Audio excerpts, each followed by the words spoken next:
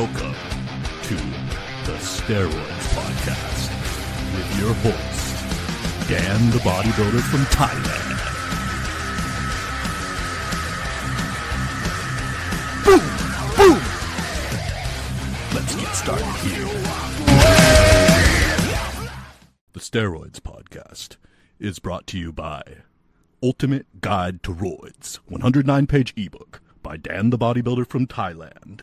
Now, for the first time in bodybuilding history, you have someone with no corporate interests and no obligation to please anyone, not walking on eggshells to not offend. Ultimate Guide to Roids gives you the information, the whole truth, not a full truth and a half truth, full truth. Ultimate Guide to Roids gives you the keys to the Lamborghini, gives you the information, and lets you decide what to do with it. It's a crime this information has been suppressed this long. Now let's get on with the podcast. Okay, welcome back to the Steroids Podcast. This is your host, Dan, here. The first thing I wanted to talk about is what would I do with my experience now with bodybuilding, using gear, etc., if I could go back in time to like when I started really doing hardcore bodybuilding, which was when I was 24 and 37 now. And what I would go back and I would say is, I would say, look, I had already been going to the gym and it had been like my biggest love, right? Since I was like 17. Yeah, since I was 17. And so now I was 24 and, you know, I really needed the next step in bodybuilding. I really needed to go on gear and take the next step to continue pursuing my bodybuilding dreams. Because, you know, I've got dreams, right? I've got goals. I've got dreams in my mind and I want to make my life be a certain thing. And so one of the things that I wanted was to be a bodybuilder. And so I needed to make that happen. And if I could go back and say something to myself right when I was beginning that journey, right then, I would say to myself, look, it's not going to be one cycle, because I still kind of thought at that time, like maybe I would do one cycle and then maybe like I would like have my gains or something and I'd be able to like keep my gains or something like that, like from my one cycle or something like that. And so I would just straight up say like, look, it's not going to be one cycle and it's not just going to be one steroid, okay? If you're going to do this, it's going to be something you're doing for a long time. It's going to be something you're doing for years. And it's not going to just be testosterone that you're using, okay? It's going to be a lot of stuff that you're using, okay? So just know that you're going to be on a whole arsenal of shit, okay? So that's one thing I would say. And then the next thing I would say is, I'd say, look, you know how you love the gym? And you know how you've had so much fun going to the gym since you were 17 until now you were 24, and you've really enjoyed working out and like living the bodybuilding lifestyle and everything.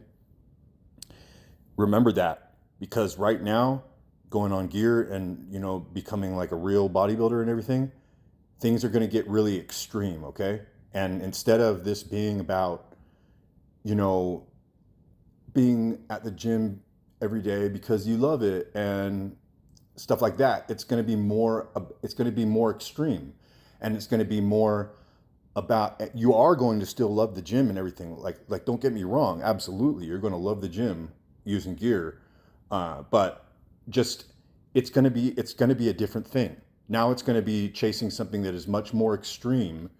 And you know, if you take away the gear, which, you know, I would also say to myself back then, there's going to be a point, you know, I would say it's probably going to be 10 years, 15 years down the road. And probably when I first started, I would have been like, what? I don't need that much time, you know? but now being older, I know that, you know, that if you want to like be a bodybuilder and like really get there and like enjoy that and everything, yeah, you're probably going to be using steroids for like 10 to 15 years, you know, and like, you know, like hard. And so I'd say that, and I'd say like, look, so just like make a time to like get in and like start using these, and then like set a time where you're going to get out and you're going to stop like using these, you know, and you're going to go to something like 250 milligrams of testosterone per week or 500 milligrams of testosterone per week, or, you know what, I really don't care. You know, you can use a freaking 1,000 milligrams of testosterone per week and just say that's your TRT, okay? But the bottom line is that you're going to have to stop using, and again, this is me talking to myself. If I could go back when I was 24 and say, you're going to have to stop using, you know, all the gear, and you're going to have to, you know, scale it back to testosterone at some point. That's really the base. And then you're going to have to go back from pursuing this really extreme thing, and you're going to have to enjoy the gym again the way you did when you were natural, because that's how it is when you stop doing extreme blasts of steroids and stuff. Is it feels like a letdown. Of course it feels like a letdown, and like your first time like not using heavy cycles for like an extended period of time after doing that for a long time, like you're still big and people will be like, oh, that like huge guy or whatever, but you'll be feeling like, oh, I'm small, you know, like basically just because you don't have like more roids in your blood, because that's like what you're so used to. Like that's just how it is being a bodybuilder. And so what I'm saying is, there's going to be like a letdown stage when you switch back from, you know, you start out doing this thing because you love it, and then you take it to another level and it becomes this very extreme thing, and there are like extreme things happening to your body. You're having like extreme experiences in the gym, etc. And then, you know, when you stop doing that extreme blasting and you go to something more mild, more conservative, more maintainable, that, you know, you can do, you know, something like a milliliter or 2 milliliters or something like that of testosterone. You know, you could do that pretty much for most of your life or your whole life. And, you know, you're going to have to, you know, not such extreme things are going to be happening anymore when you're in the gym. You're not going to be having such extreme experiences during your workouts, and your body isn't going to be going through such extreme things. And it's going to be a different experience. And that's when you go back like full circle to the way it was when you started bodybuilding and going to the gym. And it was just about like finding this thing that you really enjoyed, and it's like a hobby and you really like it. And that's why you go to the gym. And so you actually can, you can kind of like regain or rediscover some of that love for bodybuilding that you originally had. So that's the advice that I would give myself if I could go back with my experience now and talk to myself about when I started. Let's get on to the first question for today. The first question is from Regan, and he asks, my question for the podcast is, if I go to only Deca to prevent hair loss, how high should I go with a dose, and which is better, growth hormone fragment or somatropin? Also with Deca, what else can we take, injection and oral? Okay, so I see what you're doing is you're wanting to take Deca to prevent hair loss. So it sounds like he doesn't want to use testosterone. And then he's not going to want to use DHT derivatives either, or even something like Dbol. I mean, you're going to be pretty much stuck with, if those are the conditions and you like are doing like a hair loss type of cycle, you're pretty much going to be stuck with Deca and anavar. That's pretty much it. I mean, growth hormone can be used too. A little bit of thyroid hormone could be used with that as well. But if guys are like looking to take out test and then do like Deca only to prevent hair loss, there's not a lot that you can add to it besides anavar. And so like anavar, good anavar doses, you start to notice something from anavar at 20 milligrams per day. That's the floor dosage. And then you go up to 40 milligrams, and now you're getting a good 40, 50 milligrams. You're getting a great effect out of it. No, not a great effect. You're getting a good effect out of it. You're getting a nice, strong, noticeable effect out of it. 80 to 100 milligrams, now you're getting a great effect out of it. You're getting a very strong, very hard firepower, making a big difference in your cycle now. 80 to 100 milligrams anavar. So that's how it goes with the dosages on that. And then with Deca, well, if you're running Deca only, like, you got to think about, like, since it's not going to be producing a lot of estradiol, it's going to be producing estrone. Like, you've got to get a certain amount of estrone, which is a weaker estrogen, in your body to make up for the fact that you're not producing the stronger estrogen, estradiol, from any aromatization. So it's not like you're going to use 200 milligrams of Deca like that or something like it's TRT. So really, again, if you're using Deca alone, the floor dosage is going to be like 600 milligrams in order to have hormone replacement effects from using it. But going up, especially this sounds like it's your first time trying Deca only, so I think a good range to go between would be 600 to 1,200 milligrams per week. That would be an experimental range where somebody who was wanting to do this kind of a thing, Deca, to prevent hair loss, would be able to use dosages in that range and find somewhere that felt good, and then combining it with some anavar. And then you were wondering about growth hormone frag or somatropin. So if you want the effects of growth hormone, it is very important to take growth hormone. So there's a lot of other stuff that people will be distracted by. Growth hormone frag, peptide this, peptide that, growth hormone releasing peptide, et cetera, okay? If you want the effects of growth hormone, you need to take growth hormone, all right? I've talked about this before. It's like you can't get if you get a knockoff car, you don't get the right brand, it's not going to be the same thing as the one that is the name brand. Or if you get like a name brand guitar, and that one is definitely better than the one that is a knockoff. All right. And so it's the same thing with this stuff. Like when you don't get somatropin, which is the chemical name for human growth hormone, and it's not real growth hormone, and you're getting something else, and you're trying to get the effects of growth hormone from it, it's just not the same thing. But anywhere, bodybuilding doses, growth hormone, anywhere from 2 IU to 6 IU per day is great. Works great for bodybuilding. People can go higher and it makes you bigger. It also makes you hold water more when you put in more growth hormone. But like really, if you have high quality growth hormone and you use anywhere from 2 IUs to 6 IUs per day, you will notice 90% of the effects possible really from using growth hormone. I really am not a supporter of these massive growth hormone doses. Like I do recognize that using like 10 IUs for a bodybuilder trying to be as big as possible, yeah, that is going to be helpful in bursts. But again, when you're making IGF-1 be so high all the time, using huge doses of growth hormone, combining it with insulin, etc., you're doing havoc on your system, man.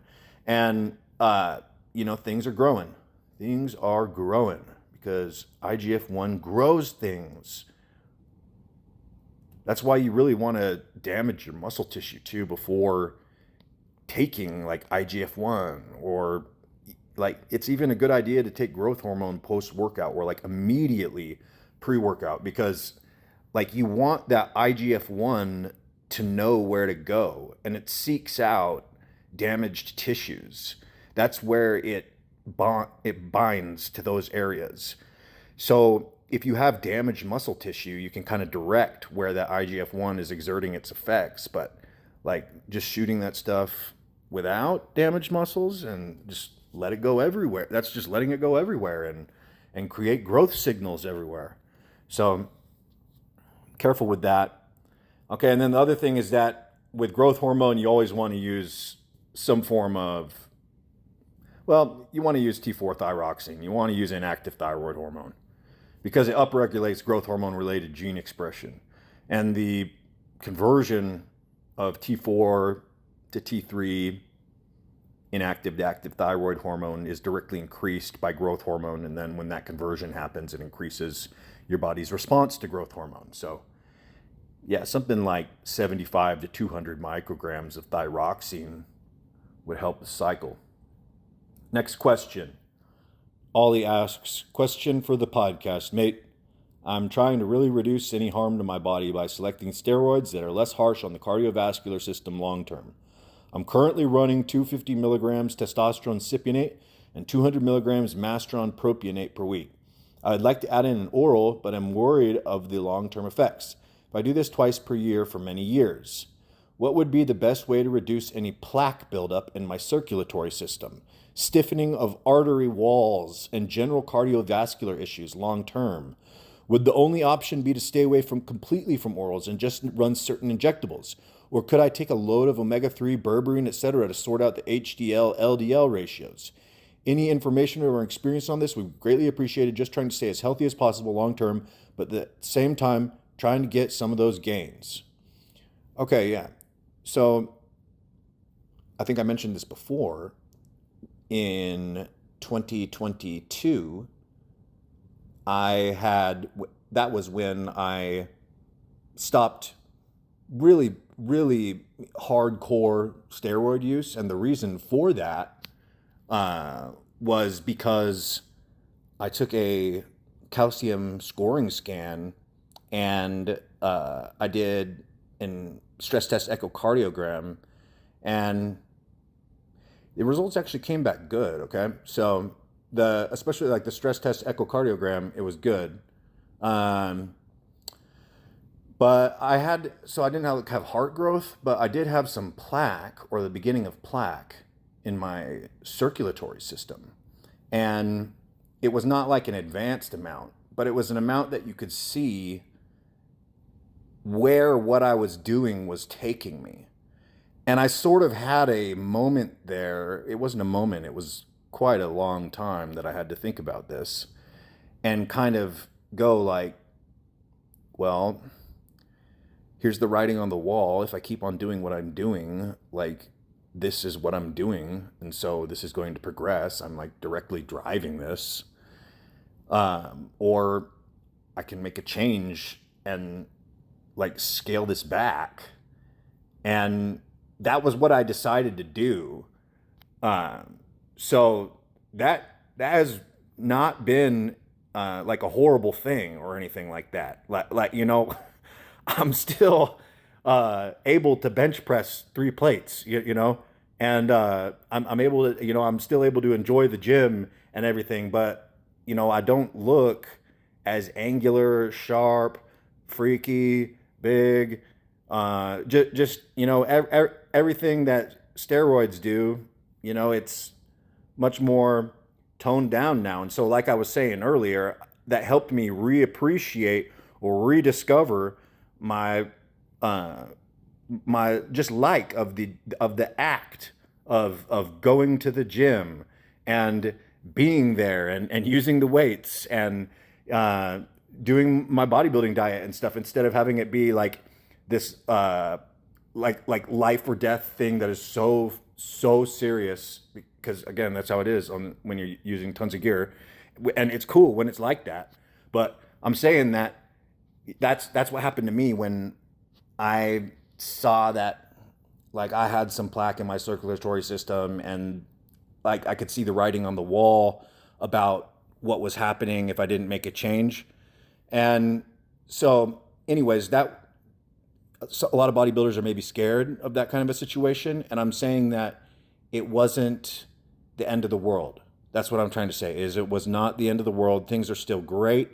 I'm still going to the gym. The gym is still great. I'm still able to live and enjoy the bodybuilding lifestyle, It's just not so extreme anymore.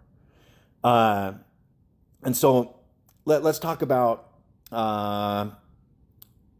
you're saying you want to run orals, and you're saying that you're afraid of like HDL, LDL, cholesterol problems, okay?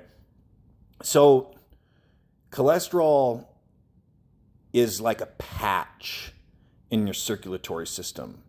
So when your circulatory system, your veins, your arteries, when they get inflamed inside of them in the endothelium, then the cholesterol the molecule is coming by in the blood, and it attaches to that plaque and it covers it.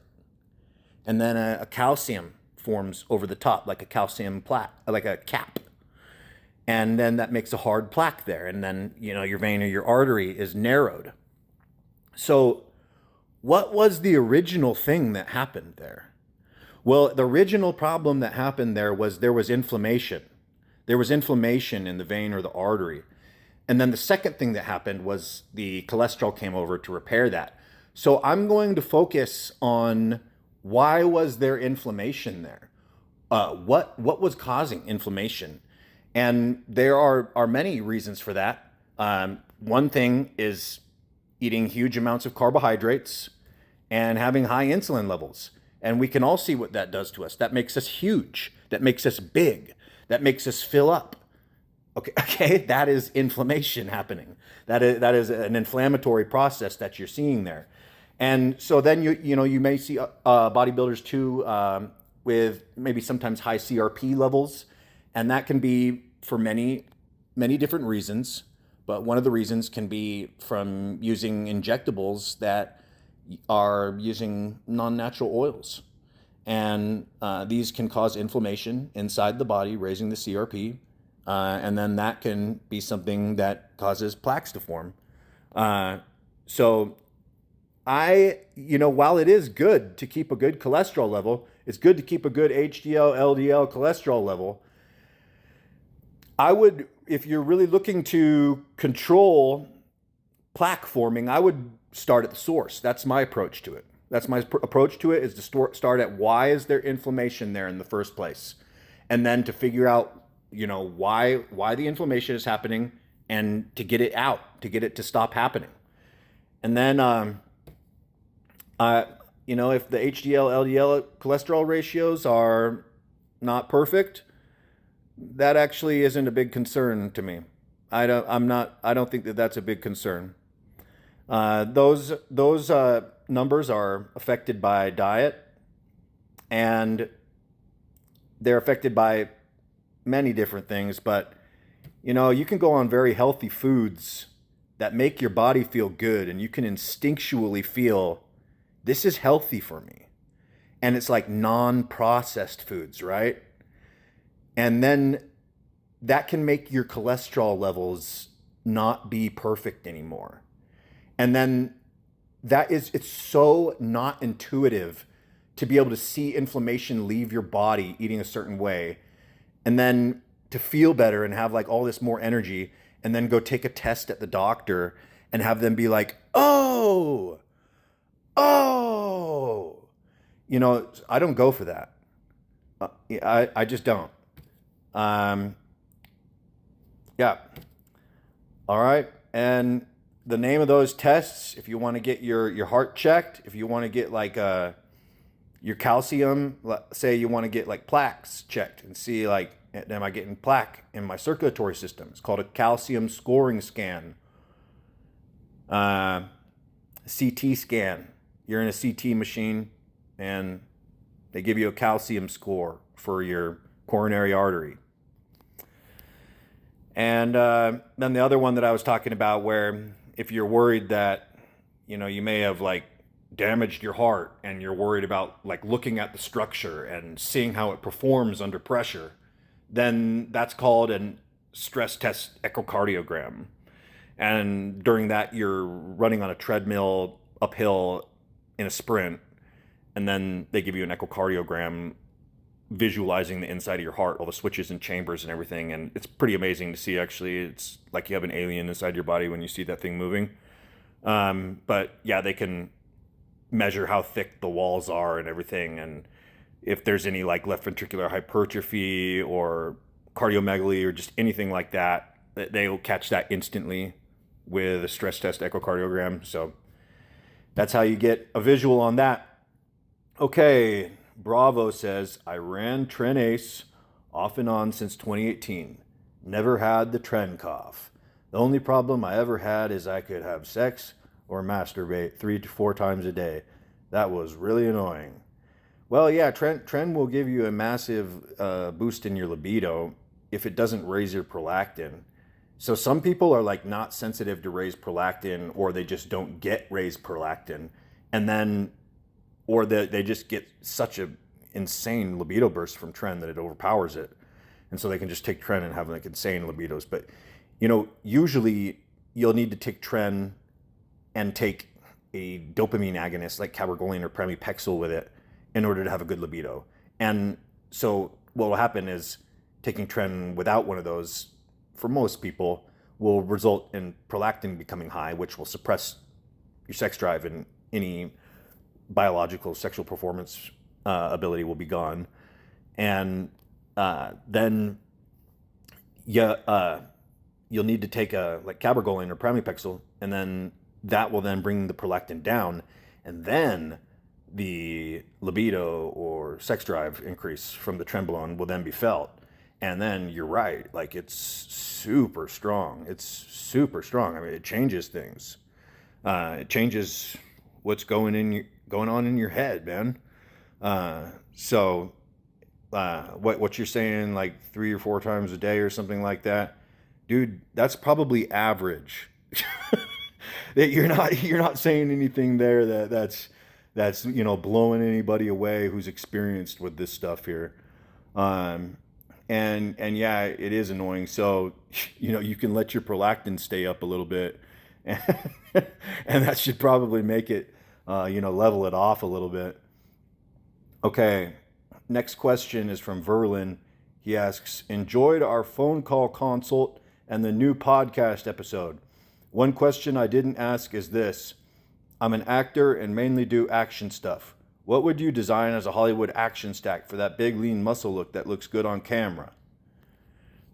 Well, I would really go strongly with anavar, because anavar just delivers that look that the general public is going for. The general public doesn't want to look like they're on drugs. Like, they do want to be big, they do want to be strong, they do want to be lean, but they do not want to be looking like they're on drugs. They do not want people to point the finger and say, that guy looks like he's on drugs. And a lot of stronger steroids, like say Trenbolone or say Winstrol, will give you this sharp, angular look to your physique that just looks so just alien, man, that it looks like that guy's on drugs.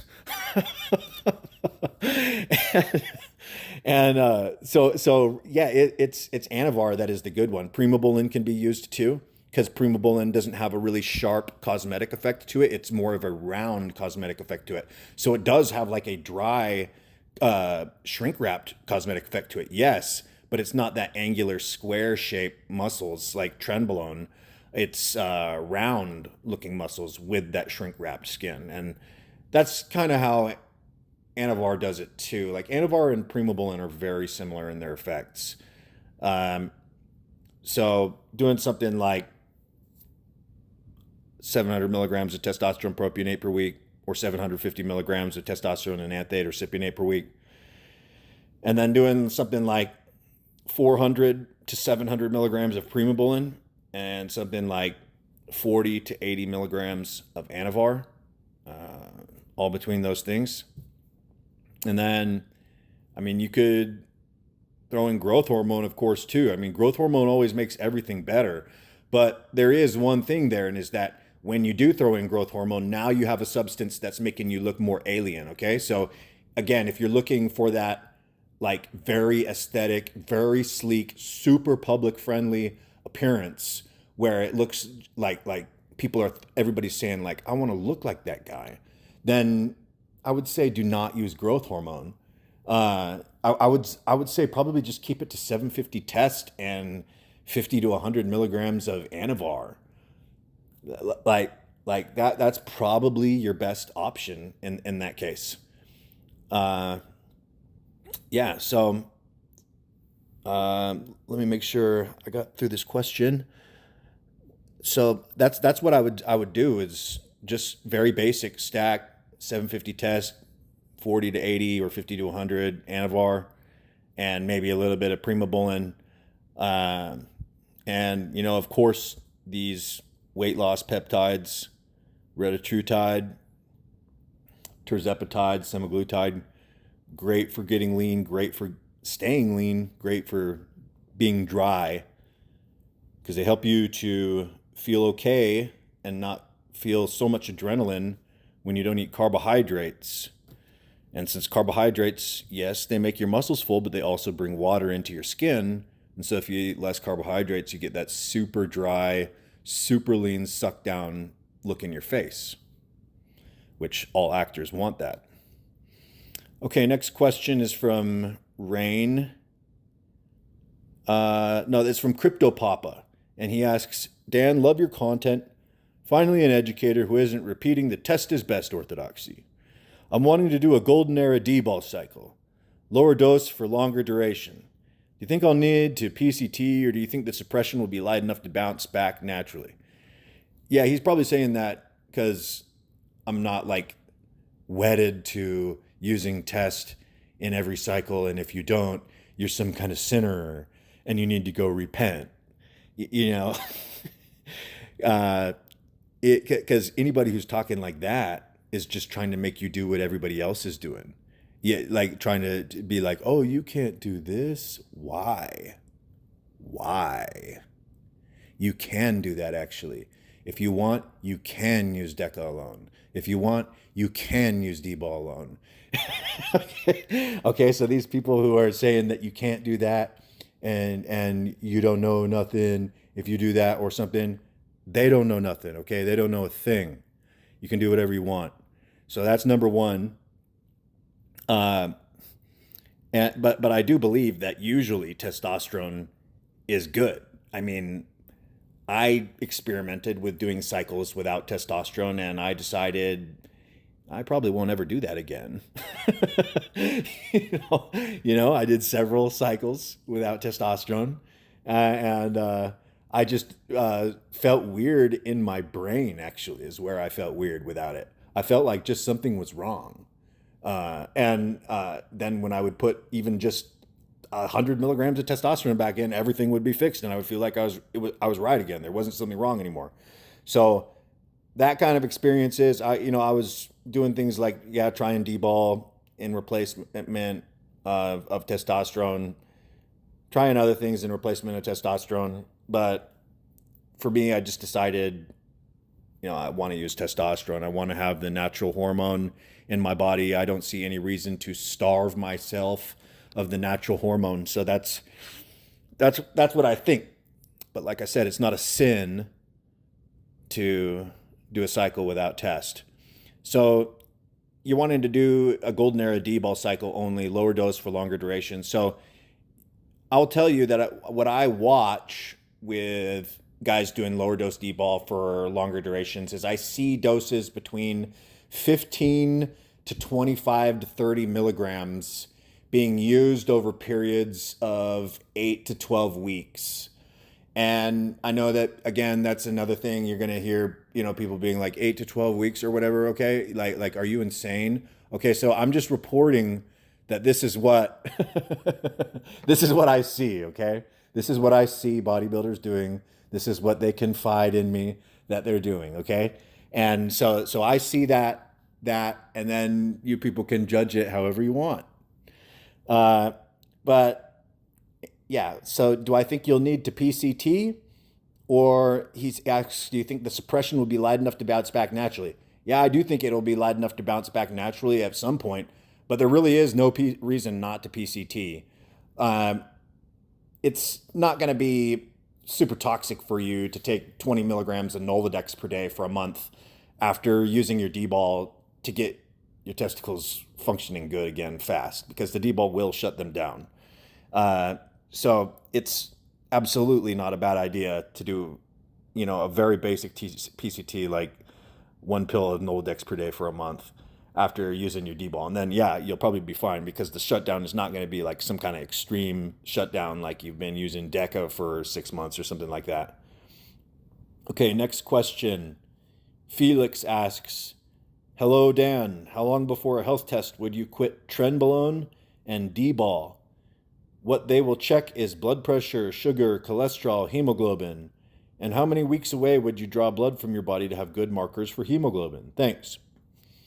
Well, everybody's going to be different here, because everybody gets different side effects to steroids. So some people create a lot of red blood cells when they take steroids, so that boosts their hemoglobin and their hematocrit. But then other guys don't, or other guys just have very modest increases there, right? So I can't just say like, oh, here's how long or something like that. And then here's another thing is that, it takes more than a month if you're wanting your blood thickness to reduce naturally on its own.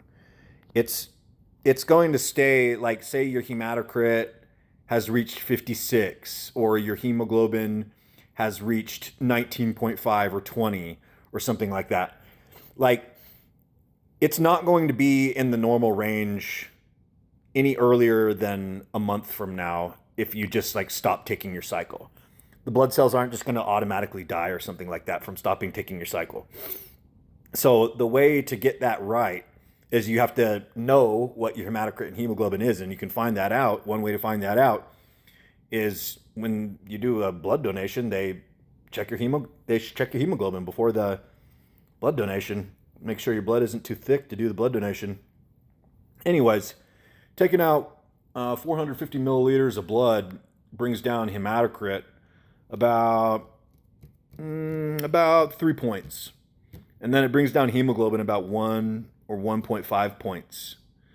So that's what you'll get from like one standard bag of blood being removed from your body. So moving on from hemoglobin, you're talking about blood pressure. Okay, blood pressure can be managed. If you've got blood pressure problems on steroids, Tren and Dbol, that's a very potent combo for bad blood pressure. But there are things we can do, There are things like angiotensin receptor antagonists. There are things like calcium channel blockers. There are things like diuretics. There are things like some forms of beta blockers. There are vitamins.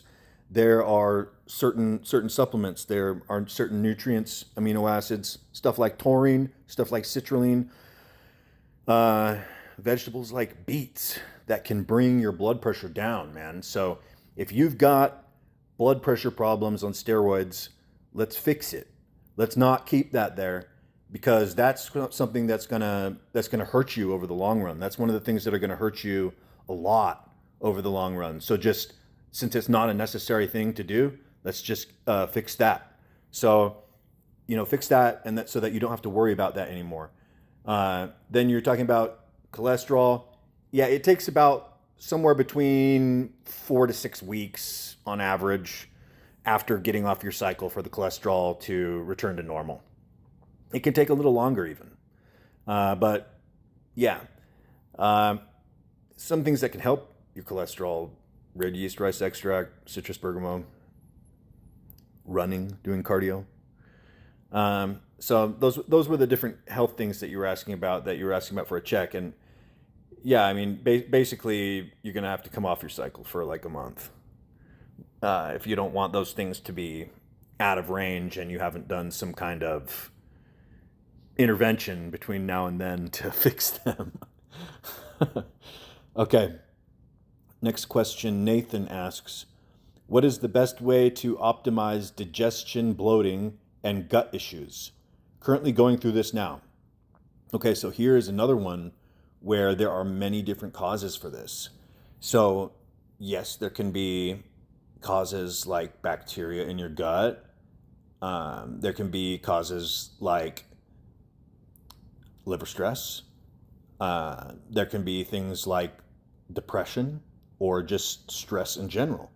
That can all cause the gut to malfunction, the muscles in the gut to malfunction, the type of bacteria that's able to grow in the gut to malfunction.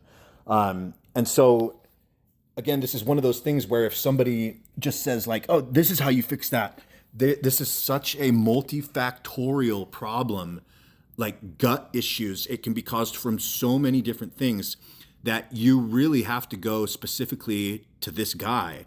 And so in order to get like a really clear answer to this, Nathan would have to tell me all about his life. But, I'm going to say some things just general, how to fix digestion. Okay, so it's good to take some kind of a probiotic or to eat yogurt on a regular basis. Though you want to help the bacteria. Taking some prebiotic fiber is good with that too. So that a lot of the probiotics will be mixed with a prebiotic, and the prebiotic helps the bacteria grow in your gut. All right. And then other things is that, like, say you got a lot of bloating, say you got a lot of pressure inside your stomach. Well, that can be from a lot of reasons, and stress is a major reason for that.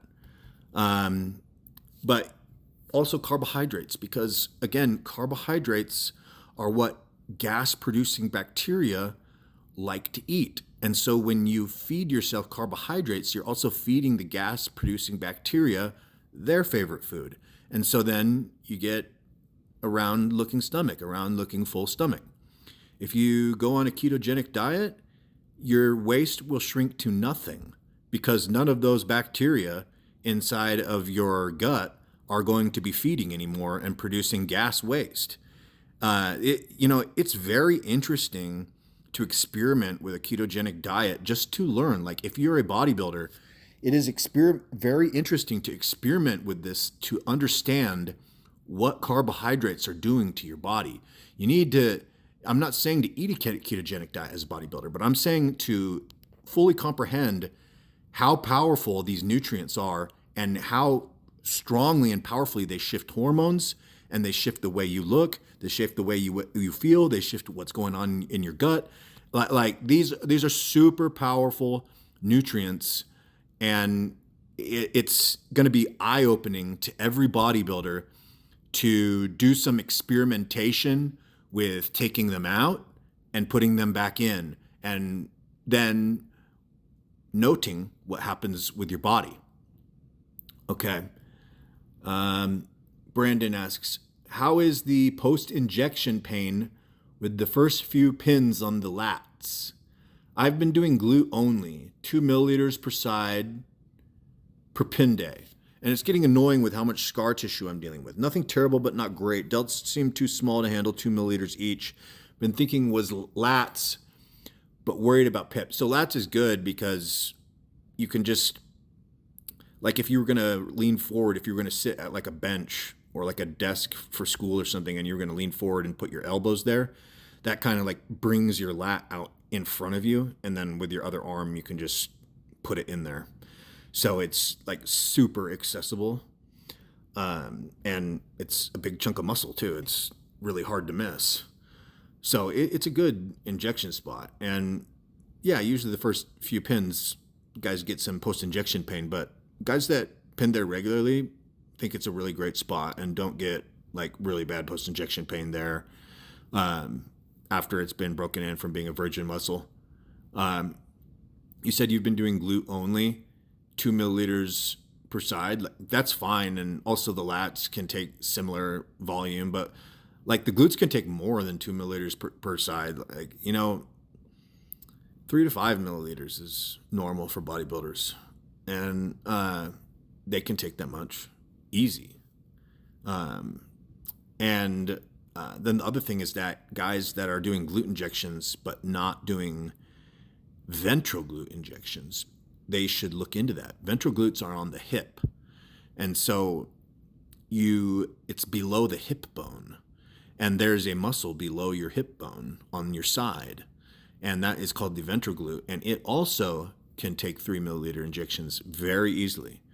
And so then that means that now around your hips, the glutes and the ventral glutes, now you got 2 spots on each side that can take 3 ml. So that right there is, those two spots on each side together, that's 12 ml. So it's quite a lot. That opens the possibilities right there. So I don't recommend. I'm making awareness about ventral glute shots. Scar tissue that you're dealing with, you gotta put a lot of pressure on that. Foam rolling works really great. Bodybuilders, man, if you get a foam roller, man, you're really gonna be doing yourself a favor and a service, because you're gonna be helping yourself so much with chronic pain. So things like scar tissue, things like getting tight muscles from the gym, things like your joints not working right and feeling like you have tendonitis, using a foam roller is going to help with all that kind of stuff. All right. And Chris asks, hey, Dan, been listening to you talk about metformin. Not using insulin, would prefer to try to avoid it right now.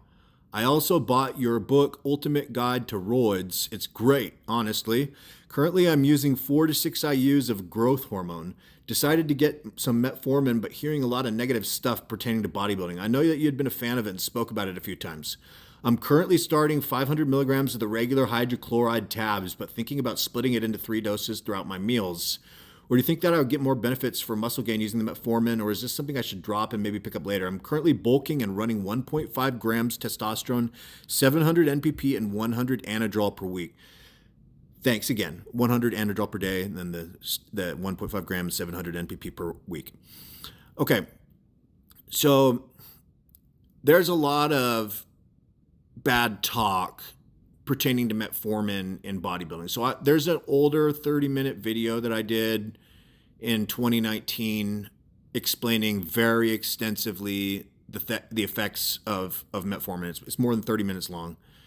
And so you guys can watch that if you're wanting like a deep dive on metformin, because that 30-minute video is exclusively on metformin.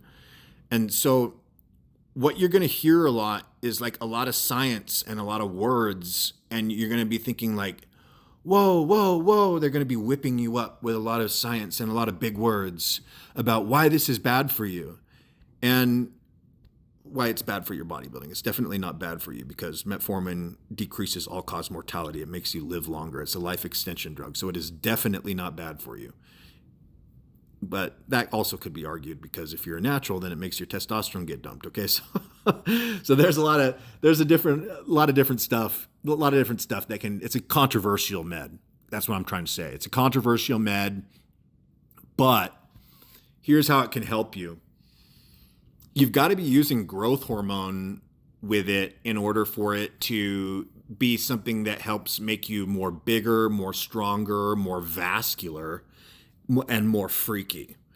So if you are using growth hormone with it, it's going to make you be able to store about something like 25% more carbohydrates in your muscles using the metformin at about a dose of about 2,000 milligrams per day, which obviously has to be worked up to it. You can't start at that dose, but 1,000 milligrams in the morning, 1,000 milligrams at night, plus using growth hormone with that. You know, there's going to be the fullness that happens is pretty out of control, man, because it increases the limit on how much carbohydrates your muscles can suck up. So like this can really make someone look freaky, and it can make the vascularity be nuts because the veins are so pushing against the skin because the muscles are so popping full. Okay. Of course, intra-workout drink and everything has to do with that too. If you're somebody who you're a hard gainer, you don't want to use metformin because it works kind of like as a filter on your food. So it makes it so that you don't absorb some of the stuff coming from your food. And that has to do like some of the calories too, like some of the fats, some of the carbohydrates are not going to be absorbed. And so like say you're somebody who likes to eat junk food, or you're somebody who likes to like have cheat meals or something like that. Like this person could really enjoy metformin because now they're able to eat big like this and eat so many calories and eat so huge, but they're also able to filter out some of the bad stuff that comes with that and like grow lean on eating quite a bit of junk food. So it works like that, and the big thing is that they're always going to be talking about metformin lowers IGF-1, and they're going to be talking about metformin reduces mTOR or turns off mTOR, the anabolic signal. Okay. So these are words. And sometimes you just have to watch with your eyes what things do, okay? You see these words, you hear these words, you see the stupid science, right? And then you just watch someone use it and you go, wow, I hear all those words, I saw all that science, but what I'm seeing in front of my eyes does not compute. It does not compute with that stuff that I saw, okay? And so with the right guy, that's what he's going to notice with metformin, is that it's really helping him, and that advice, that it's again like some kind of sin or devil drug or something, and stay away from that, was not applicable to him. But on the other hand, someone who's a hard gainer who has to eat all he can and he's constantly struggling to eat enough to gain weight is not going to benefit from adding metformin into his stack. For the guys interested in the Steroids podcast coaching services, there's the 1-hour phone call consultations. It's $59, and you call and have a private phone call with me. For the guys that have been listening to the podcast and have signed up to do that, and we've done that, it's been great getting to know you guys and happy to help you guys out. And then for the guys that are doing the daily text messaging based coaching, where we text message each other on WhatsApp, we talk about, it's personal training over WhatsApp, and we talk every day. That one's $99 a month, and then we get that daily contact between you and me. It's not just talking about only your cycle and taking care of side effects and keeping your gains going and stuff like that, but we also do training and diet together. So it's the full comprehensive service.